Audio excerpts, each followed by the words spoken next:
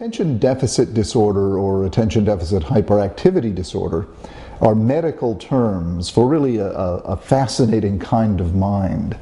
I don't see it so much as a disorder as a trait, because there are many positives that are associated with it: creativity, energy, originality, ability to think outside the box. And then there's the downside, trouble sustaining focus, particularly if you're not interested, trouble getting organized, tendency to procrastinate, tendency to have many projects going simultaneously, trouble with follow-through, tendency to be impatient, easily frustrated, tendency to underachieve, to not reach your potential, and it's frustrating because you don't understand why. And that's why making this diagnosis can be so transforming. Once you understand why, then you're able to get the right pair of eyeglasses, as I like to put it, so that you can go from underachieving, feeling frustrated, to really thriving. And that's what I see working with folks with ADD, not so much as treating a disability, as developing their talents, because their talents are tremendous. Another analogy I use, having ADD is sort of like having a Ferrari engine for a brain, an incredibly powerful brain, a race car for a brain, only you have bicycle brakes, so you can't stop when you need to, you can't slow down when you need to, you can't see the turns in the road when you need to. And so unless you strengthen those brakes, you can crash and not win the race. But if you do strengthen those brakes, then you can become a champion. And that's, I see ADD as sort of people, children and adults alike, as champions in the making. It takes some work to strengthen those brakes, but if you do, then the outcome can be absolutely tremendous.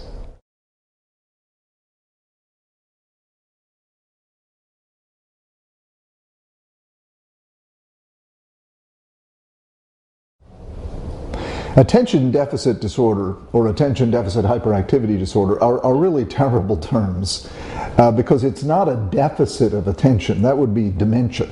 It's a wandering of attention. The ADD mind is like a toddler on a picnic. It goes wherever curiosity leads it with no regard for danger or what people in charge would expect. And I don't see it as a disorder so much as a trait. So it's not a deficit, it's not a disorder. We might call it attention in motion trait or interesting person syndrome, something like that. In any case, attention deficit disorder is quite a misnomer, and I look forward to the day when we have a more accurate term to describe this fascinating kind of mind.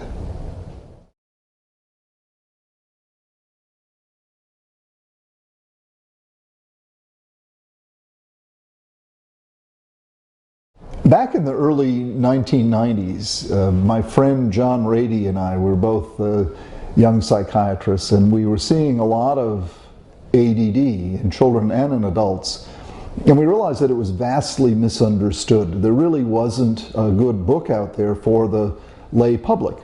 And because I love to write, John and I decided to brainstorm for a while and then produce the book Driven to Distraction, which came out in 1994.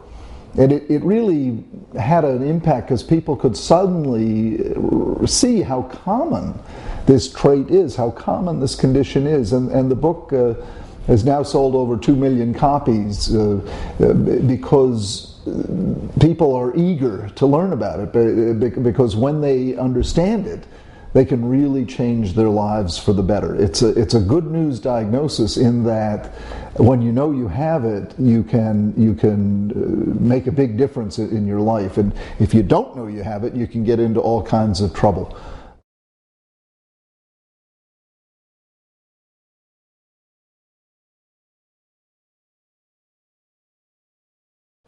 People often think of attention deficit disorder as bad news. If your child or you are diagnosed with this condition, it means you're on your way to jail or a life of failure.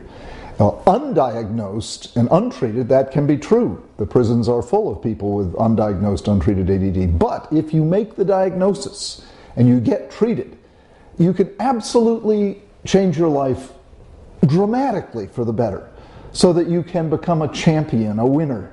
The many CEOs, David Neilman, the CEO of JetBlue Airlines, for example, Clyde Anderson, the CEO of Books A Million, many people in Hollywood, many inventors. I have several brain surgeons who are patients. Michael Phelps, the great Olympic swimmer, athletes, any kind of profession you can imagine, Nobel Prize winners. All of these folks have ADD. So it need not be a curse. It can be if you don't diagnose and treat it. But if you diagnose and treat it, not only can you live a, quote, normal life, you can live the life of a champion, a winner, a really happy, fulfilled person. That's why it's so crucial to make the diagnosis and get the right treatment.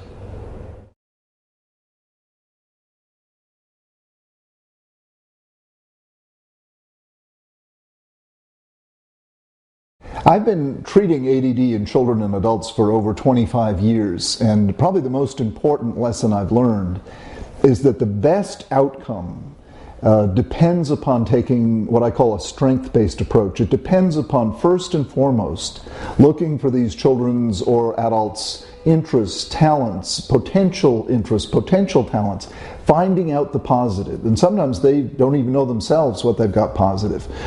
Because when you begin with the positive, it's so much easier to start working on the negative, because you bring into the equation hope, enthusiasm, excitement, interest. If you only look at the negative, if you only look at what's wrong, you expel those. People don't want to work on what's wrong unless they have something positive that they're trying to work toward. And the old way of doing it, the disability model, really creates, in my opinion, what are the most profound disabilities, which are shame and fear and loss of hope and broken dreams and lowered expectations. That's what holds people back in life.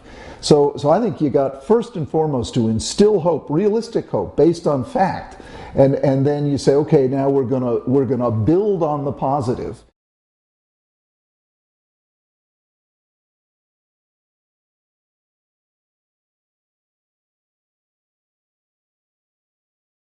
As I began working with children and adults with ADD in the 1980s and 1990s, I realized my take on it departed from a lot of the traditional thinking that saw these conditions as abject disabilities, terrible disorders.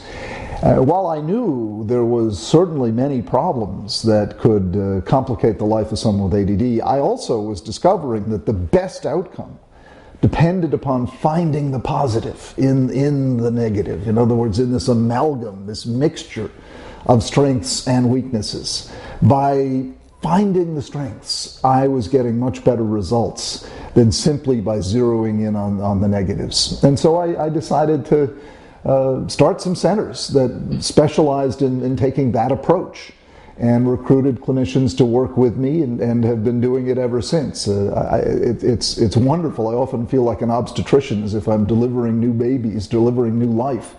Because when you get a handle on this diagnosis, and when you do it in a context of positive energy, the transformation is just magnificent. People really go from, often what I say, driving on square wheels to speeding along on round wheels, to realizing their potential. And the inspiration for my starting these Hallowell centers was simply that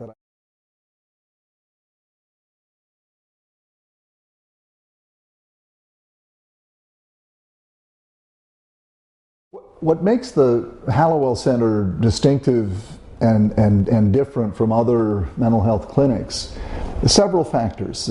First of all, and most important, we believe in connecting with the individual person, couple, family.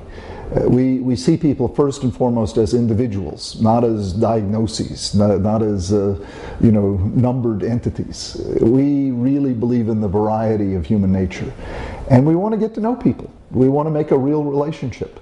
We want to have fun with them. So we try to have our center as upbeat, not in a silly way, but in a solid way, as upbeat, welcoming, warm as possible, where you can come and feel understood, or feel that your child is understood, where you are listened to, where you leave feeling, okay, they get it. they understand. They understand the struggle and they understand the virtues. They understand the sadness and they understand the joy. And they know how to promote and develop the joy. So that's the most important feature that distinguishes us, or that we believe in. I'm sure there are other places that are like that, but we want very passionately to make our place a place of genuine connection. I think the other distinctive feature is that we try to bring under one roof all that you need to diagnose and treat ADD in children, adults, couples, and families. So we, in one place, can give therapy, can do testing, can provide alternative treatments like neurofeedback, like cerebellar exercise stimulation, like CogMed computer game that improves active working memory, nutritional consultation. We can provide group therapy, family therapy, couples therapy, individual therapy, all in one setting. So you don't have to go all over town, all over the state, getting what you need.